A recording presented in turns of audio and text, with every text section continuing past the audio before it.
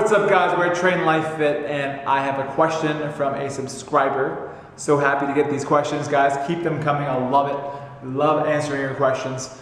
So I got the question, he was telling me that he works from like 3 p.m. to 12 a.m. What do you do by the way, Frankie? His name is Frankie, he's from Newport. What do you do that you work from 3 p.m. to 12 a.m.? Inbox me so I can figure that out. Also, he goes to school twice a week. And I think so he goes to school twice a week. He also goes to work from like 3 p.m. to 12 a.m. for 4 to 5 days a week, I believe. Correct me if I'm wrong. And so he wants to know how he can improve the quality of his sleep so that he can wake up the next day and get all the things he wants to get done. And that's important because when you're demanded by your circumstances, by your situations, by your environment to do these things, you have to meet these challenges by taking care of yourself. Or just changing your job, that would help too, right? Or changing your career. But since you are probably not going to do that right now, I'm assuming not, maybe that's definitely not the case, how do you improve and optimize your body's ability to perform during your everyday life so that you don't feel like a bus or a train ran over you the next morning? So important. Couple things you can do. Number one, watch my video on light exposure and how it affects the way you sleep. Okay? So, diminish the amount of light exposure you are exposed to when you hit around 5:30 p.m. Okay? Because you do not want to be exposed to too much light when you need to be sleeping. Light affects your hormonal activity in your body. It can increase cortisol, keep it elevated chronically throughout the day when it should be elevated through the morning and then slowly kind of decrease over time as you hit the midday and as you go into the evening.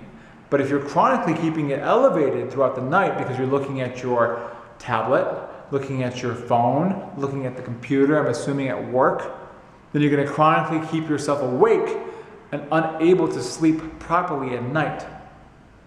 I'm assuming the job you do requires you to be on the computer, correct me if I'm wrong.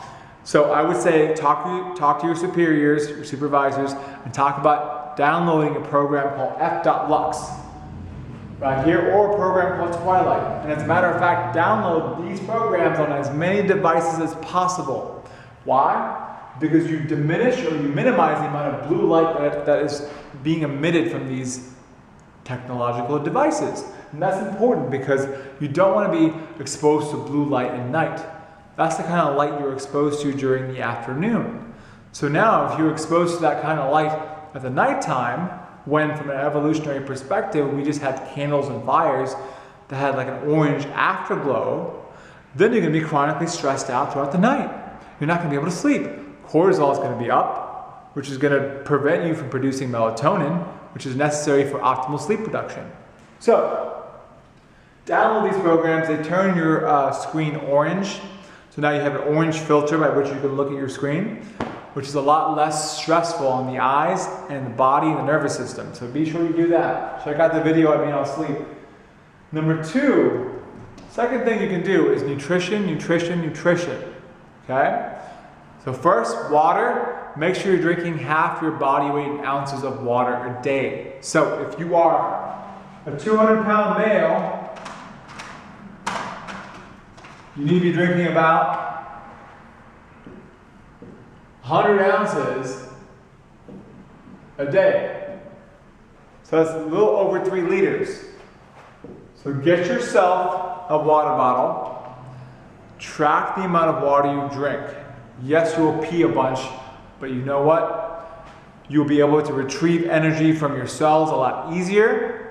You won't feel like you're sluggish all the time. Your digestion will be better. Your skin will look better as well. So get your water in. Number two, what are you eating towards the nighttime?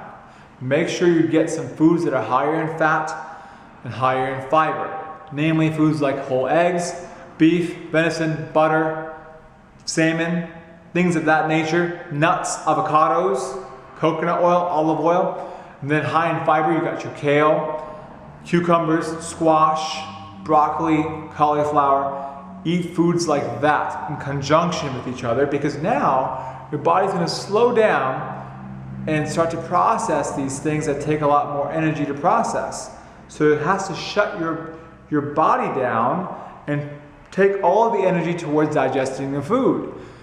And also, your fat, when you eat fat, it increases the level of satiety you feel, which automatically makes you feel good and happy, okay? It gives you some happy neurotransmitters in your brain. So that's important too. You want to feel good before you sleep.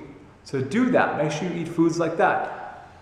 And then last but not least, two more things. Second thing, make sure you check out Dave Rule's cookbook and Precision Nutrition by John Berardi. These two guys are amazing. They distill all the information you need to know about what quality food should feel like, what it should look like, and how you can plan your days accordingly around your work, around your school, around all the things you have to do. So important. So these two resources I'll make sure I put in the comment section below. Last thing, man, is how you breathe. How you breathe is so important because breathing, when you breathe from your diaphragm, produces energy throughout your system. It also makes sure that you're activating your core, your abdominals, your back. It also makes sure that you're keeping your nervous system activity in check. When you're constantly breathing through your neck and your chest, you're increasing your fight or flight response. These are just extra accessory muscles you need to breathe. In reality, when you were a baby, you naturally breathe through your diaphragm. You only use these accessory muscles if you were in an emergency, if you're being choked, or if you can't breathe properly, that's when you used it. That's what it's there for. But we're using it all the time. So we're kind of always in this chronically stressed and ill state by breathing through here. So our energy obviously is going to be deprived. But if you breathe through your diaphragm, then you're always in sync. You're always in a flow. Your body is doing things more smoothly. It also aids in digestion, which is really important. We forget these things. It's also needed in performance in the gym, whichever movement you do, whether it's a deadlift, a squat, whether it's you crawling on the ground. Whatever you need to do, it is dictated by the way you breathe. So breathe properly, breathe through your diaphragm. How do you do it? One hand in your chest, one hand in your stomach, and make sure that your stomach is rising and falling with every breath you take. Okay?